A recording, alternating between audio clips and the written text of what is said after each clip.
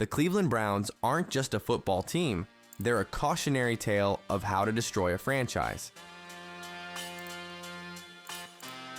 But what if I told you this disaster was decades in the making? How did one of the NFL's most storied franchises become its biggest laughingstock? Let's dive into the wreckage of the Cleveland Browns.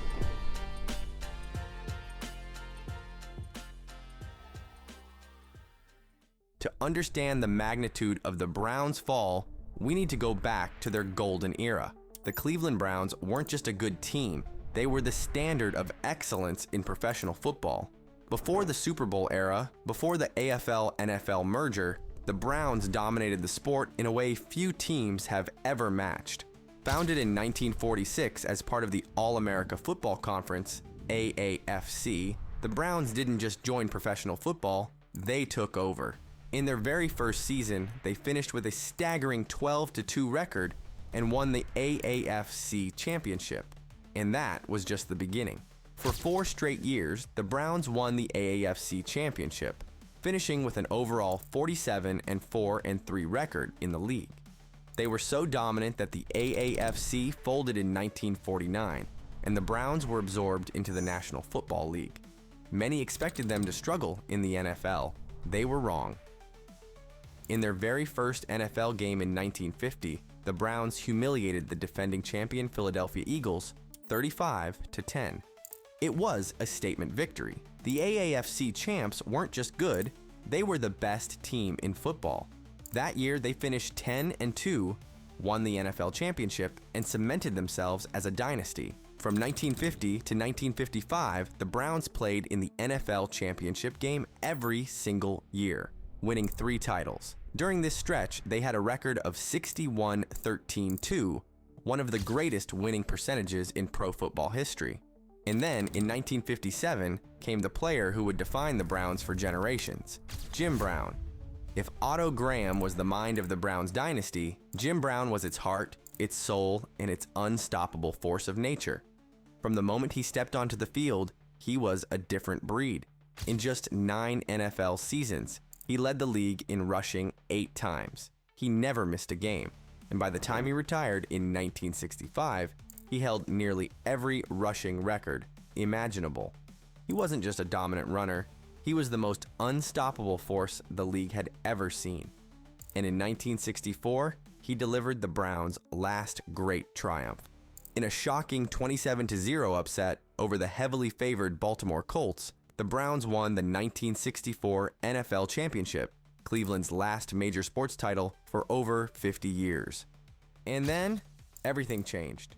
Within just a few years, the Browns went from champions to a team searching for answers. In 1965, Jim Brown retired at the height of his powers to pursue acting.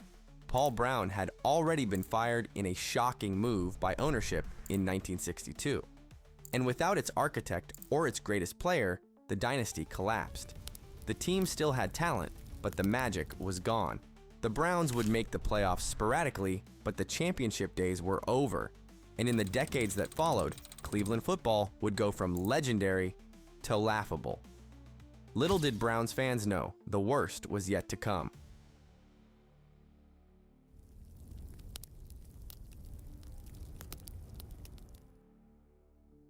November 6th, 1995, the day Cleveland football fans will never forget. A betrayal so deep, it changed the city forever. But speaking of disappointing, money talks and nothing is sacred. Such is the state of pro sports in the 90s. The Browns are indeed moving to Baltimore, the city which lost its NFL team in the dead of night more than 11 years ago. For decades, Art Modell had been a revered figure in Cleveland. He bought the Browns in 1961 and oversaw one of the most successful stretches in franchise history. But behind the scenes, things weren't as they seemed. Modell, despite being the owner of one of the NFL's premier franchises, had financial issues. He had taken on heavy debt in the 1980s, particularly after privately financing stadium renovations for Cleveland Municipal Stadium. But when the city of Cleveland refused to fund a new stadium, Modell made his move, and then came the gut punch. On November 6, 1995, Modell announced the Browns were leaving Cleveland for Baltimore. The backlash was instant and ferocious. For Cleveland, the Browns weren't just a football team. They were the heart of the city. And when Art Modell took them away, he ripped that heart out. Cleveland in the 90s was already in decline. Manufacturing jobs had been disappearing for years, leaving thousands unemployed. The city was struggling to rebuild its economy, and crime rates were rising. But through all the hardship, the Browns were a source of pride, something the people of Cleveland could rally behind. And now, even that was gone. Former Browns quarterback Bernie Kosar summed it up best when he said, "Art Modell didn't just move a football team, he stole our soul." And for the players, it was just as personal. Browns legend Jim Brown, yes, the Jim Brown, blasted Modell for betraying the city, saying, "This was about greed. Cleveland built this team, and now he's running off with it." Even the players felt blindsided. The city erupted. Thousands of fans flooded the streets in protest. Cleveland radio stations refused to air Ravens games. Browns bars banned any mention of Baltimore. Even Congress got involved. Even ESPN analyst Chris Berman couldn't believe it, saying, "If there's one place in America that should never lose a football team, it's Cleveland." But the damage was done. The outrage was so intense that the NFL had no choice but to step in. In an unprecedented move, they reached a compromise. Cleveland would keep the Browns' name, colors, and history, but the team itself would be deactivated until a new franchise could be formed. It was something no other team relocation had ever seen. While Modell took his players and staff to Baltimore, where they became the Ravens, the Browns would be on hold for 3 years. And in 1999, they would return, but as an expansion team. Cleveland got its team back, but it was never the same. The Browns were resurrected, but what followed was 2 decades of unparalleled misery.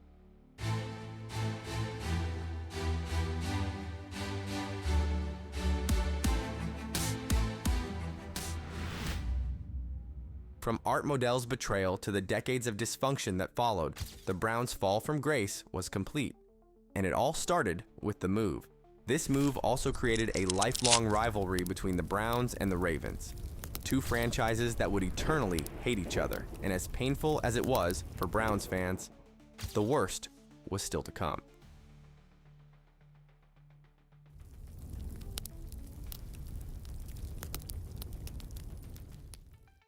Since their return in 1999, the Cleveland Browns have been a masterclass in failure.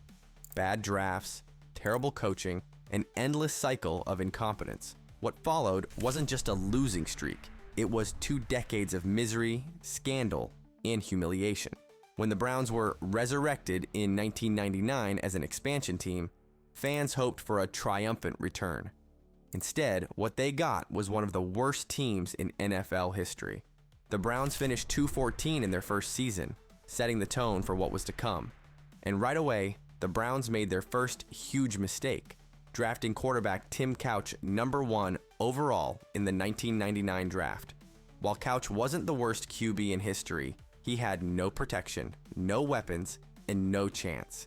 He was sacked an astonishing 166 times in 5 seasons before injuries ended his career. But this was only the beginning.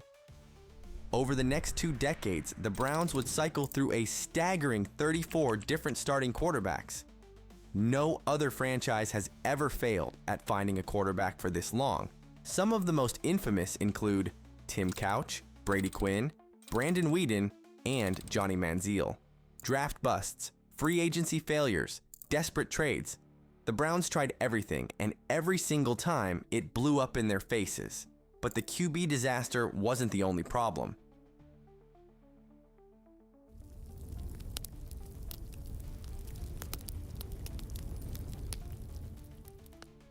By 2001, Browns fans had already suffered through multiple losing seasons, but nothing prepared them for one of the most embarrassing fan meltdowns in NFL history, Bottlegate, December 16th, 2001. The Browns were facing the Jacksonville Jags when, in the final moments of the game, the officials made a controversial call, overturning a 4th down catch that would have kept the Browns' drive alive. Enraged, Browns fans began pelting the field with beer bottles, forcing referees to end the game early and flee to the tunnels for their safety.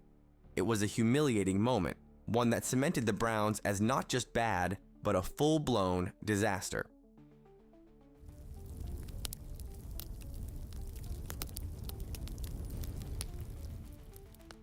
Every now and then, the Browns teased their fans with hope. In 2007, under head coach Romeo Crennel, the Browns finished 10-6, their best record since returning in 1999. But in classic Browns fashion, they still missed the playoffs. And then, as quickly as it came, it was gone.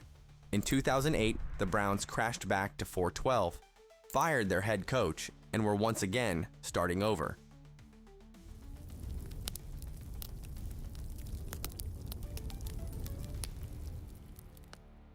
But if there's one season that defines the Browns' misery, it's 2017, the year they hit rock bottom. The year they became only the second team in NFL history to go 0-16. Under Hugh Jackson, the Browns went from bad to historically awful. A team filled with questionable draft picks and below-average talent lost every single game that season. And what did the Browns do to reward Hugh Jackson after this embarrassing season? They kept him as head coach and let him start the next year 0-8 before finally firing him. That's right. After going 336, 1 over 2.5 seasons, the Browns let it continue for 8 more games. No other franchise in sports history would tolerate this level of incompetence. Bad drafts, terrible coaching, fan meltdowns, historic losing seasons. The Cleveland Browns weren't just bad, they were the gold standard of dysfunction. But as much as Browns fans thought things couldn't get any worse, they were wrong. Because in 2022, the franchise made its most reckless decision yet, the Deshaun Watson trade.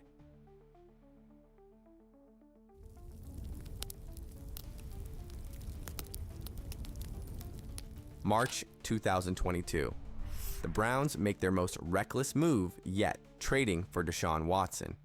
But before we talk about Watson, we need to understand how the Browns got here. And for that, we have to talk about Baker Mayfield. For a brief moment, it looked like the Browns had finally found their franchise quarterback. In 2020, Baker Mayfield led Cleveland to their first playoff win in 26 years, knocking off the Steelers in Pittsburgh. The Browns finished 11-5, and for the first time in decades, there was hope. But in 2021, everything fell apart. Mayfield played through a torn labrum in his non-throwing shoulder, severely limiting his performance. The Browns collapsed to 8-9, missing the playoffs. And then, the locker room turned against him. It all started with the Myles Garrett Mason Rudolph incident in 2019, when Garrett swung a helmet at Steelers quarterback Mason Rudolph in one of the ugliest moments in NFL history. The event shocked the league, and while many teammates defended Garrett, Baker Mayfield publicly condemned the act, saying, "That's inexcusable. We can't do that." It may have seemed like a small moment, but it split the locker room. Some players sided with Garrett, while others supported Mayfield. Then came another issue, Odell Beckham Jr. The superstar receiver, frustrated with his lack of production, publicly feuded with Mayfield throughout 2021. When Beckham's father released a video blaming Mayfield for missing open throws, the Browns had enough. Beckham was released mid-season, and the Browns fractured beyond repair. By 2022, the Browns front office decided they were done with Mayfield.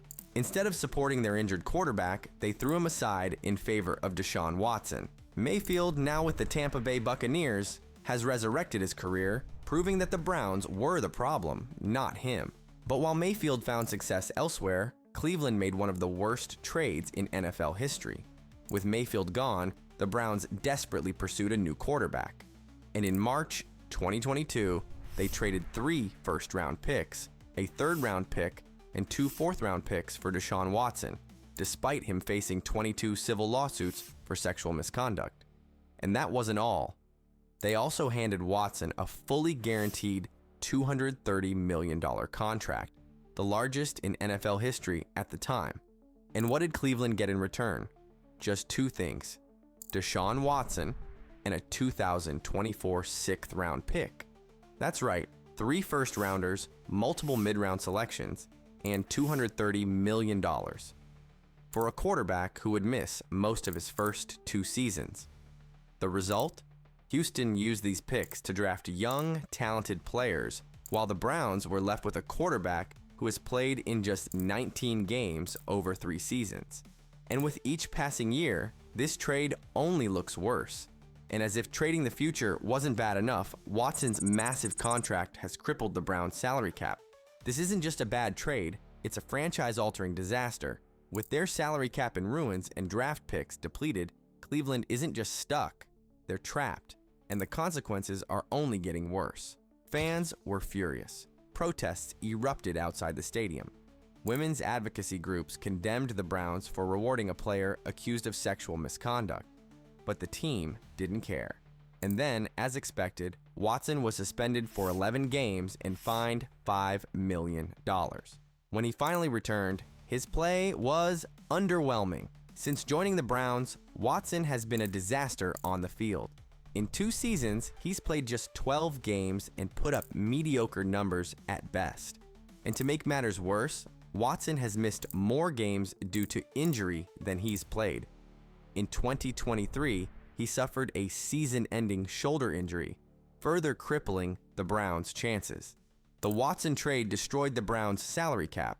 With $46 million per year tied to a quarterback who isn't playing well, Cleveland is now struggling to build a competitive roster. If there's one thing as unstable as the Browns' quarterback situation, it's their coaching staff. Since 1999, Cleveland has burned through 12 different full-time head coaches, an average of 1 every 2 years. No other team in the league has had this level of incompetence at the top. Hugh Jackson was historically awful, going 336, 1 across 3 seasons. Freddie Kitchens lasted just 1. But even when the Browns finally found some success with Kevin Stefanski, it quickly became clear that he wasn't the savior fans had hoped for. His questionable play calling, inability to manage quarterbacks, and failure in big games have left Cleveland stuck in mediocrity. Under Stefanski, the Browns have been consistently underwhelming, blowing close games, making head-scratching decisions, and never being able to take that next step. His lack of leadership has only added to Cleveland's never-ending chaos, proving that even when the Browns try to fix their problems, they only create new ones. And now, Myles Garrett wants out. The Browns' best defensive player, frustrated with the team's dysfunction, requested a trade in January 2025. His statement was damning. The goal was never to go from Cleveland to Canton. It was to compete for Super Bowls. So let's summarize. The Browns dumped Baker Mayfield for a $230 million quarterback facing sexual misconduct allegations, who then played 12 games in 2 seasons, put up mediocre numbers, got injured, crippled the salary cap, and is now driving away their best players. And as always, it's only getting worse.